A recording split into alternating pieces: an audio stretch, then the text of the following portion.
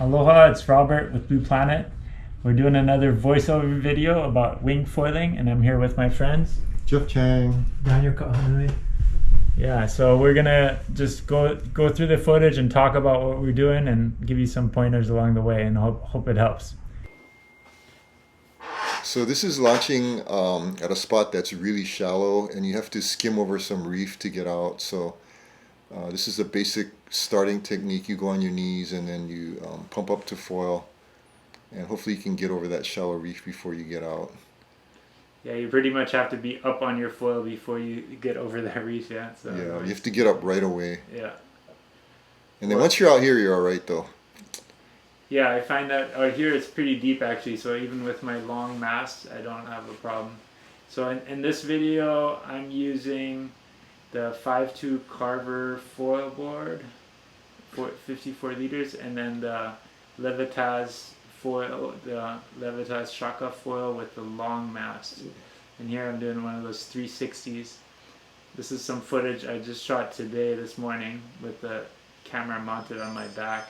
So I'll post some more of that later. But I just wanted to show that I'm actually able to pull that off sometimes. And Daniel, you said you were doing some of those this morning on flat water. Yeah, without the waves, I've been practicing it in like this flat water spot we go. So, are you able to ride backwinded for a while, or do you just do it kind of go all the way around? No, I ride backwinded for a while, which I find easier, because I can't do the whole 360 yet. So I backwinded and I hold it there and I keep going at that angle, and then all of a sudden when I'm ready, I kind of pull the wing out from the wind on the backside of it, and I fill it up. I pull it and I flip it around. Flip it around and I go with on my heel side. Instead of on the 360. Yeah, instead of 360, I pull back out the other way. Yeah, that's a good way to and that's been easier for me.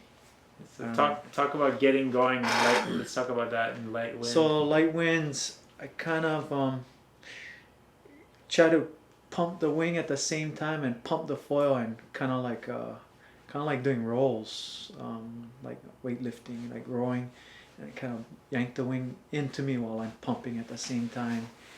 And sometimes you get lucky, you get that little puff of wind and it lifts you up, and you can be going on like light wind and you can see your body's like still getting a hard time, you know. Once you're up, you pretty much can just keep going. And I think this day I'm using since the wind was light, I think I was using a GL 180 go foil with a Jeff Chang 4.8 board, that Jeff shape, and a 5 meter ozone wasp wing. Alright, and you have to pump a little bit to keep it going. I gotta pump it to keep it going, and this is I got a 24-inch mass, and the tail is a Kai tail. Interesting. Yeah, I find when you're pumping, it helps to, instead of just the up and down motion, on the down motion to kind of push the board forward as well as down. Then it kind of releases the foil and gets it moving in the water, so it starts to plane up. Yeah.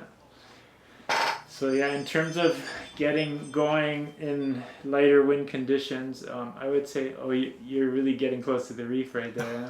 Yeah, I was. Kind of cool footage. Yeah, just going along the razor edge. This spot is hard. I paddled over that reef where Jeff is way down in the top corner there. Yeah. And just the other day I got stuck over there where Jeff is also, and I had a hard time getting back. Actually, I was farther than him. Yeah, yours is no wind at all, so you just kind of wait it out till you get a puff, and then hopefully you can get up. So what kind of tips do you have to get it going in light wind, Jeff? I try to use a bigger front foil, the biggest one I have, and that seems to help a bit.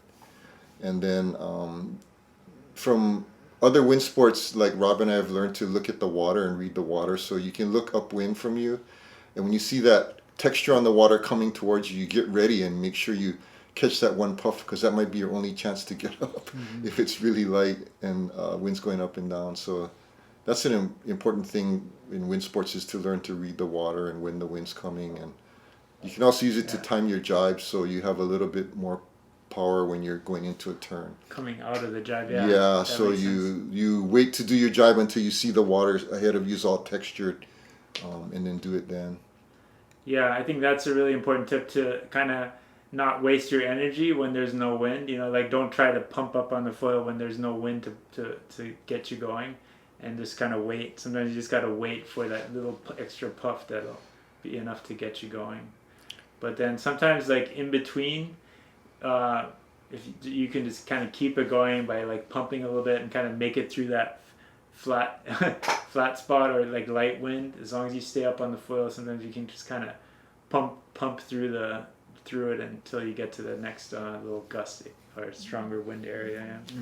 I mean, like it seems like especially this spot, sometimes there's like just these little lulls that are just kind of certain areas. So if you can kind of pump through the lull, you'll hit another spot where it has a little bit more wind and enough to keep you going. And wherever your spot is, you should try to get to know the wind pattern. So if your wind dies off in the evening, just heed the warnings and don't try to stay out longer than the wind probably is going to be there, because you can see Daniel and I are stuck downwind. So this spot right here, sometimes the wind dies off. And so when you see the wind, you looking at the water, and you see the wind pattern changing, like it's going from side on to side off, something's going to change. Then you don't necessarily have to come in, but don't go way out to sea. Try to stay near the shore, so that if you do have to come in, you can make it in without having to paddle so far, if you end up having to paddle. Yeah, there's a couple of spots we go where the wind, sometimes it dies off. So we always, Daniel and I, we try to take cues, and we kind of know when the thing is giving us signals, and we listen to them. So people always ask me, like, what was the wind speed? So, and I don't really know exactly, like, what would you say, like, Jeff, what would you say the wind speed was on that day? Like 12 maybe to 15, with periods of 0. Yeah, 0 to 18 maybe. Yeah, and probably the 15 would be the gust, and would be steady 12. Yeah. But with holes in it. Yeah, and sometimes it's 5 to 8, But I think you need, like, with a 5-meter wing, you probably need like at least 8 to 10 knots, even as a good wing foiler, to just get it going.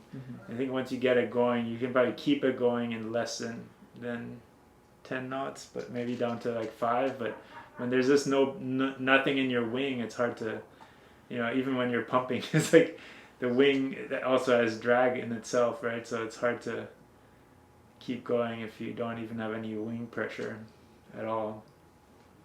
But it's amazing for wind sports. This sport actually requires very little wind, like less than for windsurfing or kiting. So we're out there when everyone else has gone in already, because they think the wind is crappy, which is kind of nice. And also the waves stay a little nicer when it's not so windy.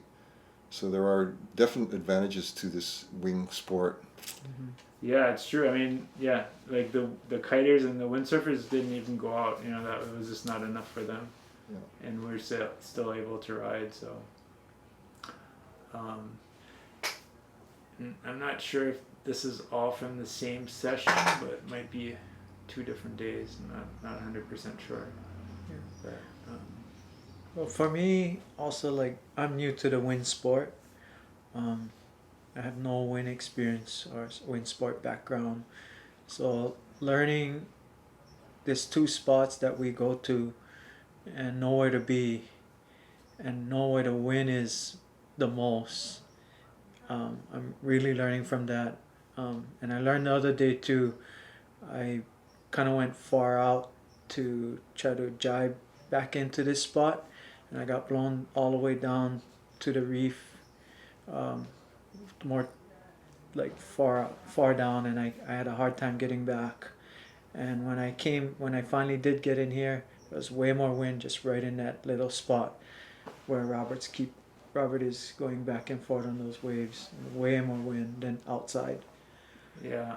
It seems like it's also just easier somehow to get going, or somehow it's just easier to, once you get downwind for some reason it's like the wind is a little bit lighter. Yeah, It's once you lighter. get too far down. Yeah. But Yeah, and another nice thing about this sport is it's pretty safe. So if you ever get stuck, you can always just paddle in without too much trouble, and you just put your wing behind you and maybe tie the leash to your foot and just paddle in. yeah, so let's talk about that a little bit. Self-rescuing. So if you have to come in, well, one technique I guess, yeah, is to put your wrist leash on your ankle and then just drag the wing behind you. Yeah, and put it on your board but under your feet. That's what I usually do. Yeah, I mean, but then sometimes if you really have a long way to go and there's no wind and no chance to use your wing anymore, what I've done too before is just take the wing, the air out of the wing. But you have to make sure if you do that you close your air valve.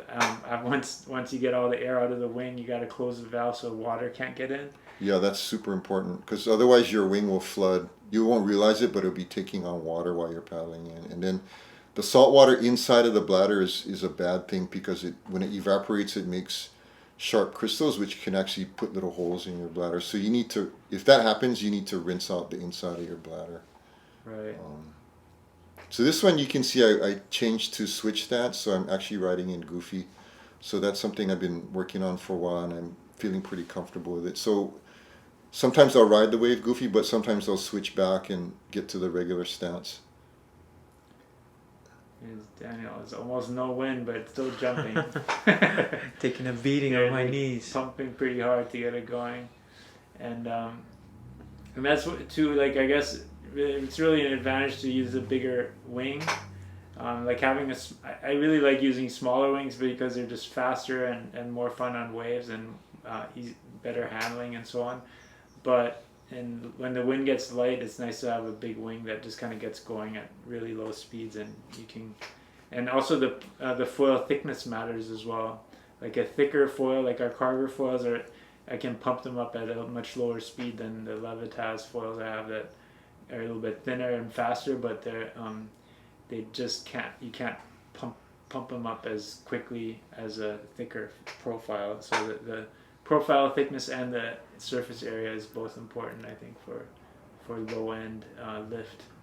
Yeah, it's really nice to have a big front wing, especially if the wind's light. It's just so much easier to get up to foil. But then the disadvantage for us is we're in the waves a lot, so it's a lot harder to stay with the speed of the wave with a bigger foil with a thicker profile. So we whenever we can, we try to go down as small as we can, but still be able to pump up on foil. Right. Even when we do downwind runs sometimes, you really notice with a bigger foil how much slower it is, and when you're trying to keep up with the swells. So let's talk a little bit about using smaller boards that are kind of tippy, and some pointers on how to just get started.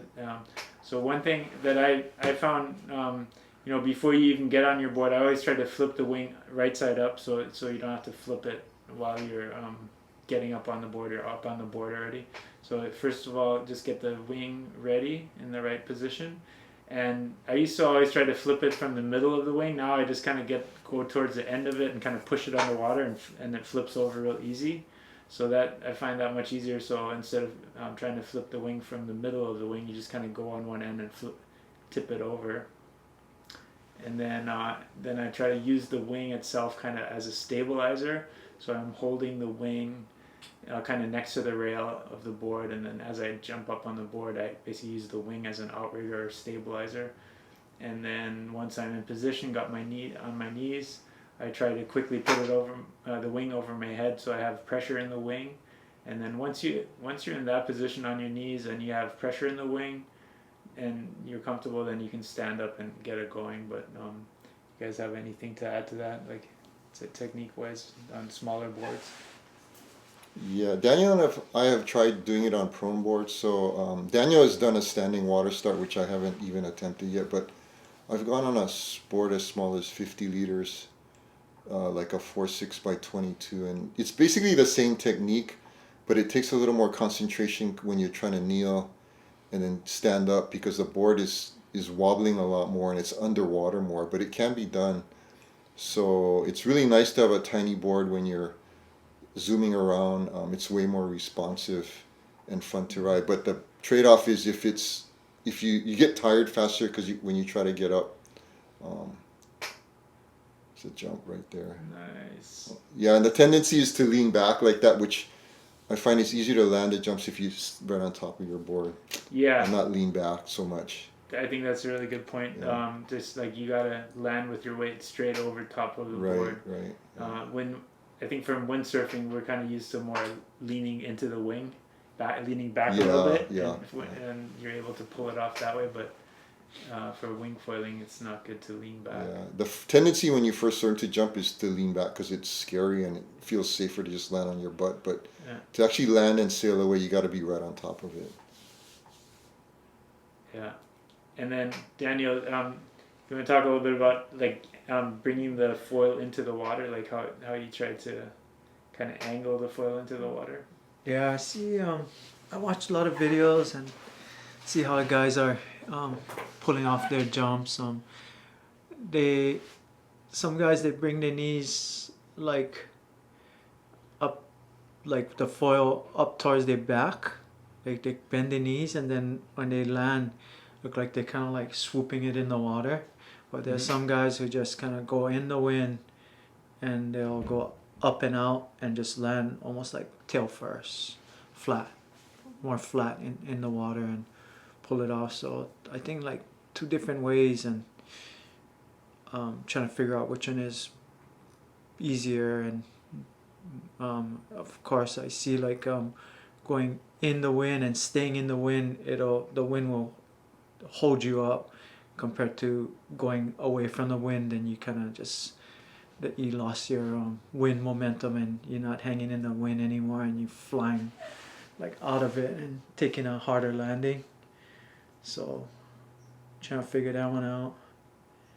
Yeah, I mean I've seen like Kai Lenny do those jumps where he got the board behind him and then he kind of just it kind of just shoots down and like almost nose first coming down, but then like catching the water with the foil and then pulling out of it pretty smooth. But yeah, it's I think it's just something you just have to get a lot of practice and figure out the right way to weight.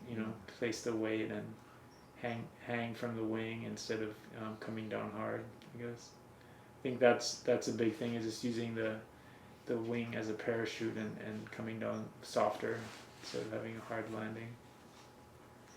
Yeah, and the nose first landing sometimes works. I've done a couple of those where bring the nose down in first and then slide the board forward, and that seems to work if you're right over the board.